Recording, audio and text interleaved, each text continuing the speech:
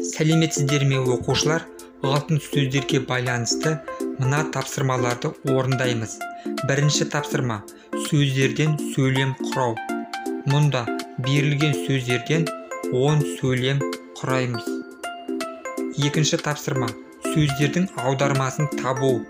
Мұнда қазақ тіліндегі сөздердің аудармасын орыс тіліндегі сөздерден тауып, тест түрінде орындаймыз.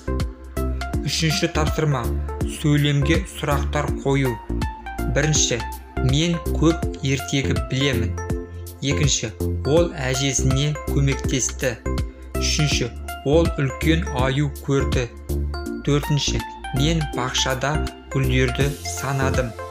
Бесінші, сатушы кішкентай сағат сатты.